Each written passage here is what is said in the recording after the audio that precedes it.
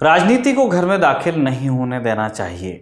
मुझे अपनी बहन के खिलाफ सुनेत्रा को खड़ा नहीं करना चाहिए था। मुझसे गलती हो गई। बांड छूटने के बाद आप कुछ नहीं कर सकते, लेकिन आज मेरा दिल कहता है कि ऐसा नहीं होना चाहिए था। रक्षाबंधन से ऐन पहले महाराष्ट्र के डिप्टी सीएम अजित दादा का यह बयान हमारे सामने है।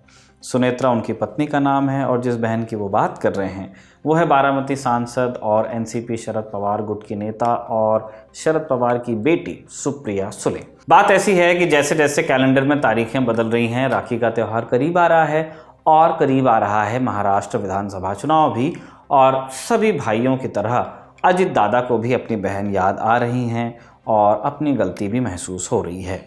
अजित दादा के पास घड़ी का सिंबल है, उनकी पार्टी महायुति का हिस्सा है, लेकिन लोकसभा चुनाव में अजित की पार्टी ने वैसा प्रदर्शन बिल्कुल नहीं किया जैसा उनका दावा था। पार्टी एक सीट पर सिमट गई।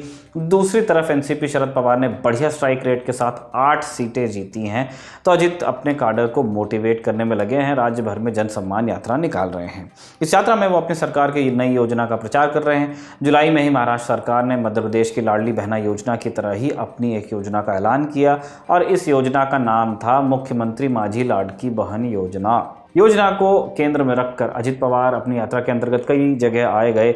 इसी सिलसिले में उनसे एक मराठी न्यूज़ चैनल ने भी बात की।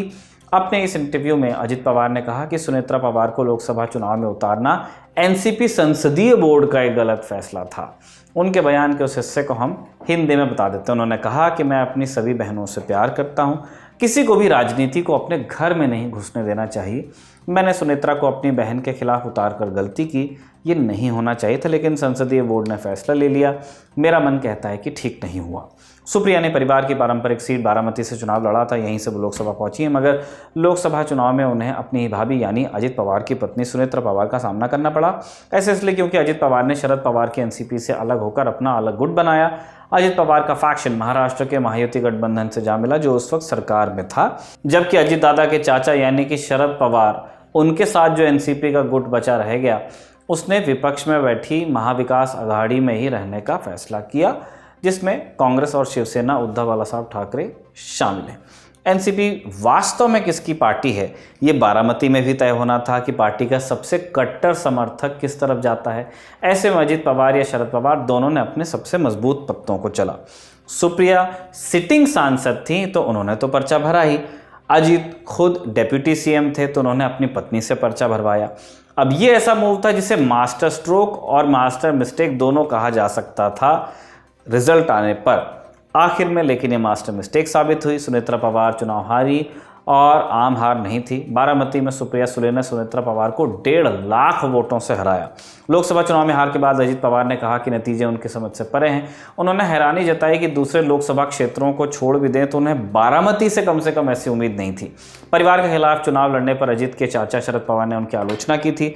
शरद पवार की आलोचनाओं पर अजित ने कहा था कि वो परिवार के मुखिया हैं और एक सीनियर नेता हैं, इसलिए उनके किसी भी आलोचना का जवाब नहीं दूंगा। लेकिन अजित के गठबंधन के साथी बीजेपी और शिवसेना शिंदे गुट की तरफ से शरद पवार पर बयानी हमले होते रहे। इन हमलों पर डिप्टी सीएम पवार ने अपने महायुति गठबंधन के नेताओं से कहा था कि उन्हें समझना चाहिए कि वो क्या बोल रहे हैं। इस लोकसभा चुनाव में सुनेत्रा पवार हार गई, मगर पार्टी उन्हें फिर भी पार्लियामेंट भेजने में सफल रही।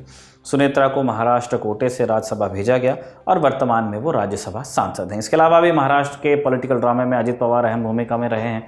आप जानते हैं कि पिछले विधानसभा चुनाव के वक्त से ही महाराष्ट्र की राजनीति नाटकीय रही। पहले बीजेपी शिवसेना गठबंधन की जीत हुई, लेकिन सीएम पद को लेकर लड़ाई हो गई। इस बीच गठबंधन का टूट जाना और कांग्रेस शिवसेना एनसीपी का गठबंधन सामने आना। सरकार पर दावे से पहले देर रात अजित पवार बीजेपी से जाकर के मिल गए। सुबह 6 बजे महाराष्ट्र के राजभवन में शपथ विधि हो गई। अजित पवार डेप्यूटी सीएम भी बन गए और फिर आया चाचा शरद पवार का कॉल और फिर पार्टी को याद आया वो मुहावरा कि सुबह का भूला अगर शाम को घर वापस आ जाए तो उसे भूला नहीं कहते। मगर पार्टी को तब नहीं पता था कि जिसे भूल कहा जा रहा है वो आने वाले सालों में फिर दोहराई जाएगी। बहरहाल कांग्रेस शिवसेना और एनसीपी के महाविकास आघाड़ी की सरकार बनी। कुछ दिन कुछ ठीक भी चला सब। उद्धव ठाकरे मुख्यमंत्री बने, मगर लंबे समय तक सब कुछ ठीक नहीं रहा। शिवसेना में फूट हुई, शिंदे गुट अलग हुआ, बीजेपी से मिल गया, महायुति की सरकार फिर से बन गई। उद्धव ठाकरे के पास पर्याप्त सांसद नहीं बचे। जब एकनाथ शिंदे मुख्यमंत्री बने तो महाविकास आघाड़ी विपक्ष की भूमिका में आ गई। इसके बाद फिर एक मोड़ आया जब शरद पवार ने अध्यक्ष पद से इस्तीफे का ऐलान किया, साथ ही घोषणा की एक नई कमेटी के गठन की जो अगले अध्यक्ष का चुनाव करती।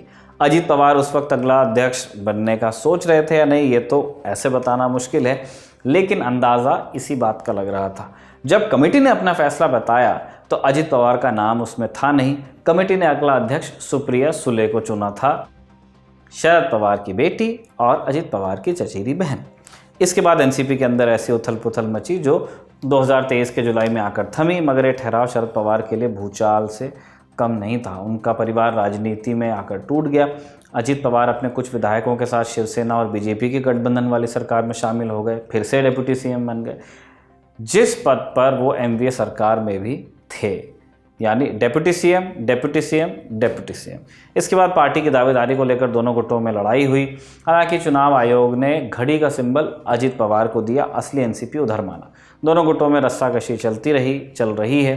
बीच बीच में सुलह के कयास भी लगते रहते हैं। कई बार खबरें उड़ी कि अजीत पवार वापस शरद पवार के पास जाएंगे, मगर ये खबरें कयासों से आगे अब तक तो नहीं बढ़ी हैं। जब लोकसभा चुनाव आए थे क्या हुआ हमने वीडियो में पहले ही बता दिया, लेकिन पवार परिवार ने सब के बाद भी बातचीत का चैनल कभी बंद नहीं किया। राजनीतिक टूट और पारिवारिक प्रेम दोनों साथ साथ दिखते रहे, इसलिए दोनों के फिर मिल जाने के कयास थमे नहीं हैं। और इन कयासों के बीच अजीत पवार का अपनी गलती कबूलना, ये कहना कि पत्नी को बहन के खिलाफ उतारना नहीं चाहिए था, ये कहना कि राजनीति को घर में नहीं घुसने देना चाहिए, कयासों का वोल्टेज बढ़ा रहा है। और फिर आगे रक्षाबंधन और उसके बाद महाराष्ट्र विधानसभा चुनाव तो होने ही हैं। इस डेवलपमेंट पर आपकी क्या राय है, कमेंट बॉक्स में लिखकर बताइएगा। ये जानकारी आपके लिए इकट्ठा की थी शेख नावेद ने। मैं निखिल हूँ और कैमरे के पीछे आलोक हैं और आप हैं दर्शक। देश और दुनिया की खबरों के लिए आप देखते रहिए दी लल्लन टॉक।